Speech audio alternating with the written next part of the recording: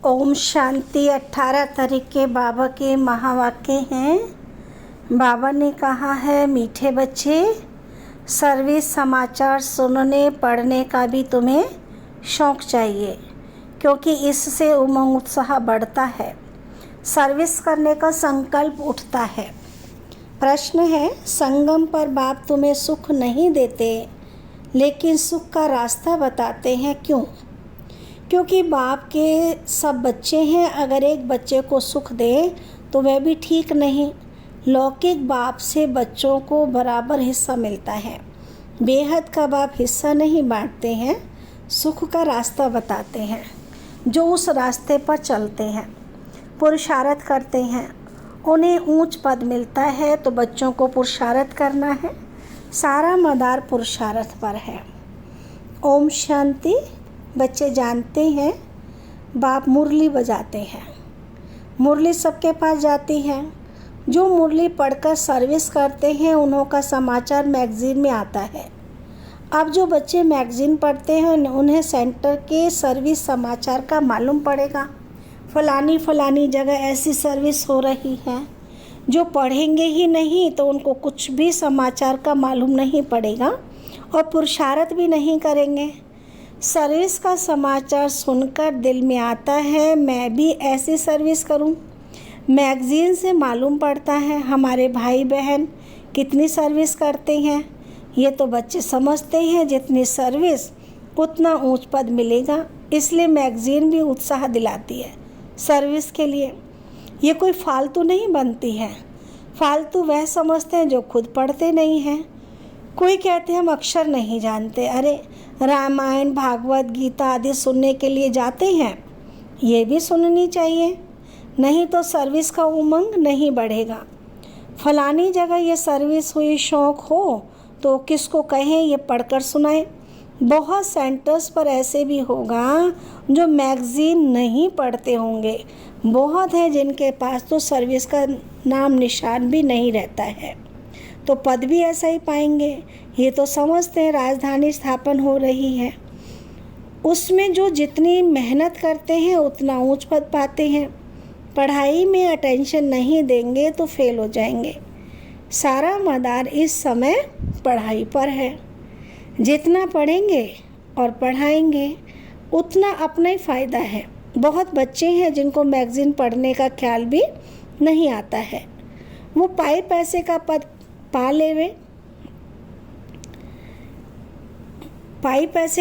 पा लेवे। यहाँ ये ख्यालात नहीं रहते कि इसने ये पुरुषार्थ किया तब ये पद मिला। नहीं, कर्म विकर्म की बात ये सब बुद्धि में है। बाबा सारी बातें समझाते हैं ना, तो कर्म अकर्म विकर्म की गति भी बाबा समझाते हैं। कल्प के संगम पर ही बाप समझाते हैं। जो नहीं समझते हैं वो तो जैसे कि पत्थर बुद्धि हैं। तुम भी समझते हो हम तुच्छ बुद्धि थे, फिर उसमें भी परसेंटेज होती है। तो बाबा बच्चों को समझाते रहते हैं, अभी कलयुग है, इनमें अपार दुख होता है। ये है दुख। जो सेंसिबल होंगे वह झट समझ जाएंगे कि ये तो ठीक बोलते हैं। तुम भी जानते हो कल हम कितने दुखी थे, अपार दुखों के बीच थे, अभी फिर अपार सुखों के बीच में जा रहे हैं। ये है ही रावण राज्य, कलयुग है ना। ये भी तुम जानते हो। जो जानते हैं लेकिन औरों को नहीं समझाते हैं, तो बाबा कहेगा कुछ नहीं जानते। जानते हैं तब कहें जब सर्विस करें, समाचार मैगज़ीन में आए। दिन प्रतिदिन बाबा बहुत सहज पॉइंट्स भी सुनाते रहते हैं। वो लोग तो समझते हैं कलयुग अर्जुन बच्चा है। जब संगम समझे तब क्या होगा, तब भेंट कर सकें सतयुग और कलयुग में। कलयुग में अपार दुख है, सतयुग में अपार सुख है। बोलो, अपार सुख हम बच्चों को बाप दे रहे हैं, जो हम वर्णन कर रहे हैं और कोई ऐसे समझा ना सके। तुम नई बातें सुनाते हो और कोई तो ये पूछ ना सके कि तुम स्वर्गवासी हो या नरकवासी हो। तुम बच्चों में भी नंबरवार है। इतनी पॉइंट्स याद नहीं कर सकते। समझाने समय देहाभिमान आ जाता है। आत्मा ही सुनती व धारण करती है, परंतु अच्छे महारथी भी ये भूल जाते हैं। देहाभिमान में आकर बोलने लग पड़ते हैं। ऐसे सबको होता है। बाबा तो कहते हैं सब पुरुषार्थी हैं, ऐसे नहीं कि आत्मा समझ बात करते नहीं, बाप आत्मा समझ ज्ञान देते हैं। बाकी जो भाई भाई हैं वह पुरुषार्थ कर रहे हैं ऐसी अवस्था में ठहरने का। तो बच्चों को भी समझना है, समझाना है। कलयुग में अपार दुख है, सतयुग में अपार सुख है। अभी संगम युग चल रहा है, तो बाप रास्ता बताते हैं। ऐसे नहीं बाप सुख देते हैं, बाबा कहते हैं सुख का रास्ता बताते हैं। रावण भी दुख देते नहीं हैं, दुख का उल्टा रास्ता बताते हैं। बाप ना दुख देते हैं ना सुख देते हैं, सुख का रास्ता बताते हैं। फिर जो जितना पुरुषार्थ करेगा उतना सुख मिलेगा। सुख देते नहीं हैं बाप, श्रीमत पर चलने वाले से, बाप की श्रीमत पर चलने से सुख आपे ही मिलता है। बाप तो सिर्फ रास्ता बताते हैं। रावण से दुख का रास्ता मिलता है। अगर बाप देता हो तो सबको एक जैसा वर्षा मिलना चाहिए। जैसे लौकिक बाप भी वर्षा बांटते हैं, यहाँ तो जो जैसा पुरुषार्थ करे। बाप रास्ता बहुत सहज बताते हैं। ऐसे ऐसे करेंगे तो इतना ऊंच पद पाएंगे। तो बच्चों को पुरुषार्थ करना है, हम सबसे जास्ती पद पाए, पढ़ना है। ऐसे नहीं ये भल ऊंच पद पाए मैं बैठा हूँ, नहीं, पुरुषार्थ फर्स्ट है। ड्रामानुसार पुरुषार्थ जरूर करना होता है। कोई तीव्र पुरुषार्थ करते हैं, कोई डल करते हैं, सारा पुरुषार्थ पर मदार है। बाप ने तो रास्ता बताया है, मुझे याद करो। जितना याद करेंगे उतना विक्रम विनाश होंगे। ड्रामा पर छोड़ नहीं देना है, ये तो समझ की बात है ना। तो वर्ल्ड की हिस्ट्री ज्योग्राफी रिपीट होती है, तो ज़रूर जो पार्ट बजाया वही बजाना पड़े। सब धर्म फिर से अपने समय पर आएंगे।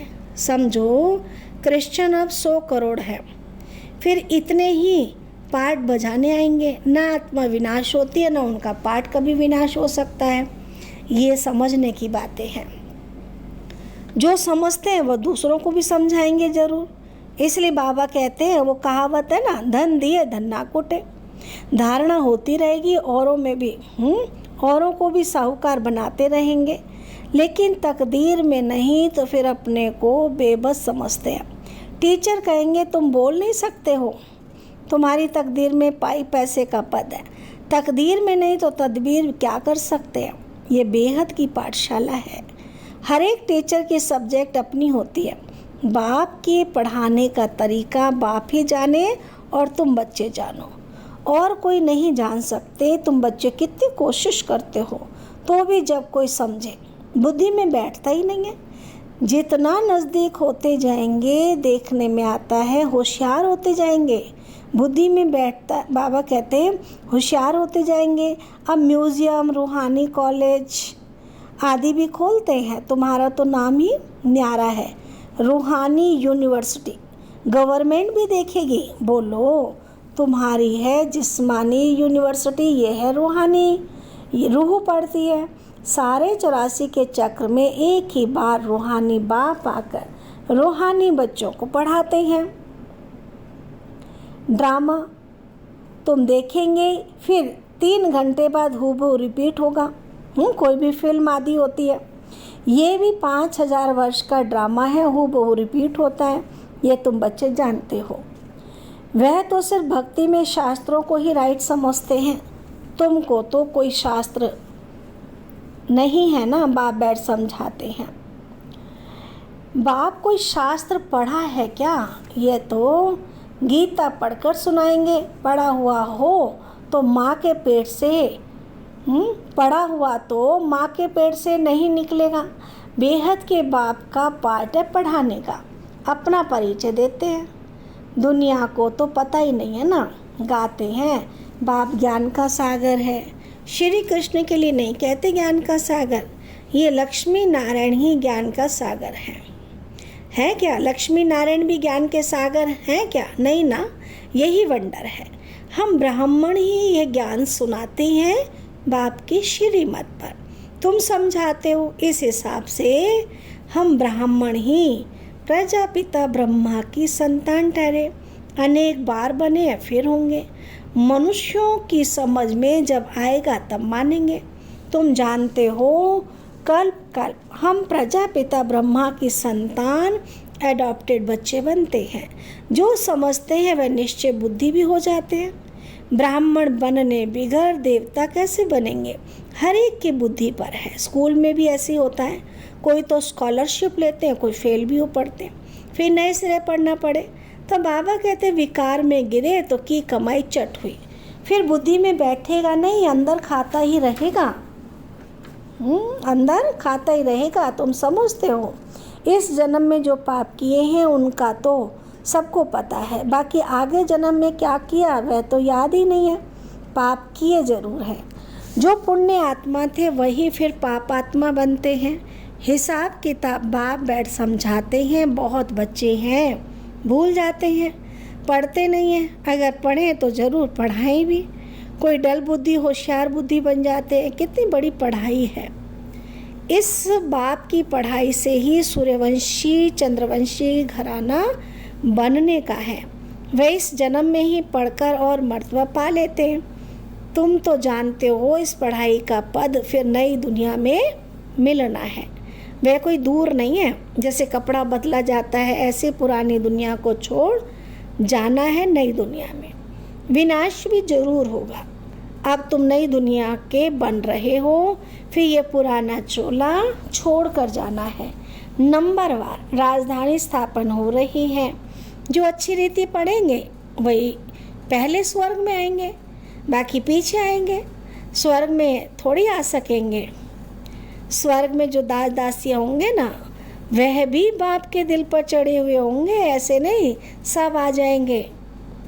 अब रूहानी कॉलेज आदि खोलते रहते हैं।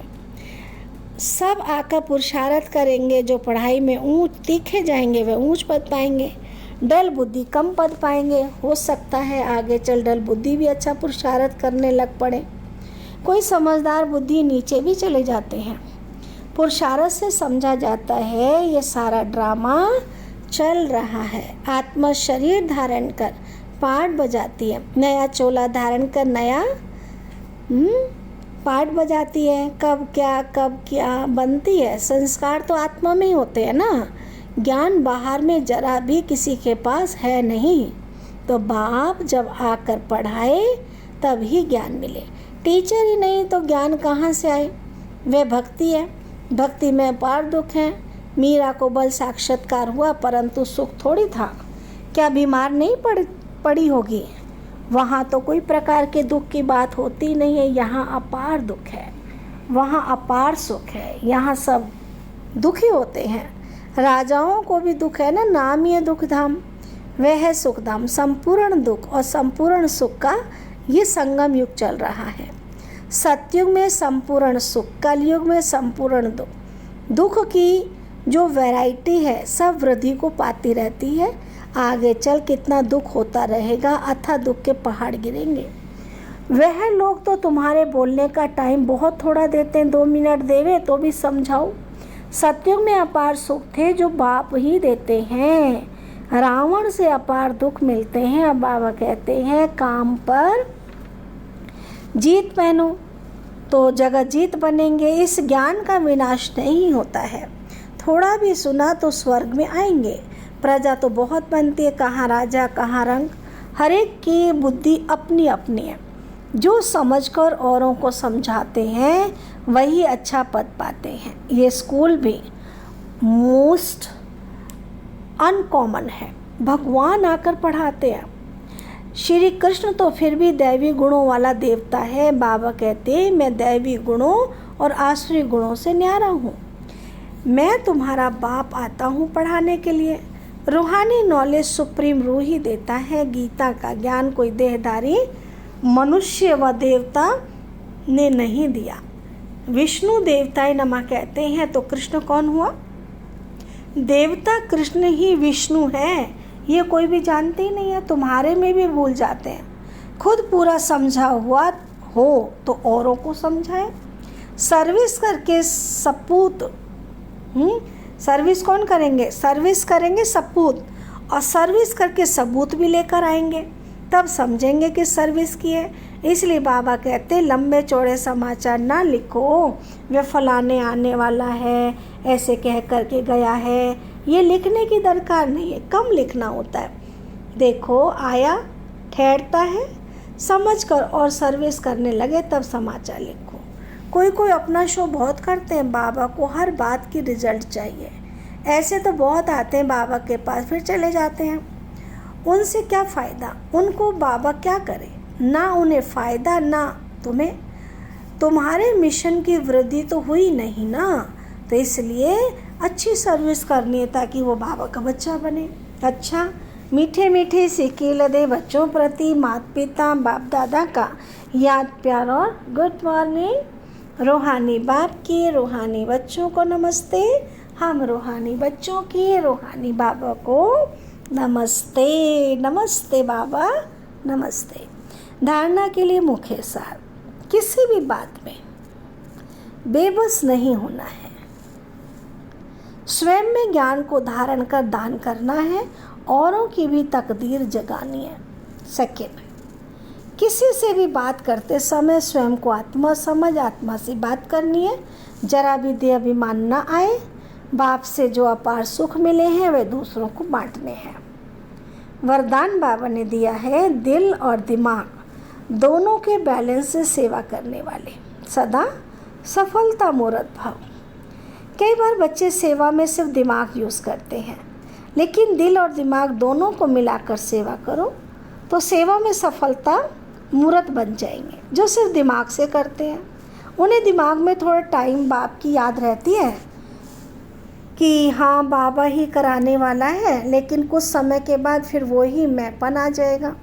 और जो दिल से करते हैं उनके दिल में बाबा की याद सदा रहती है।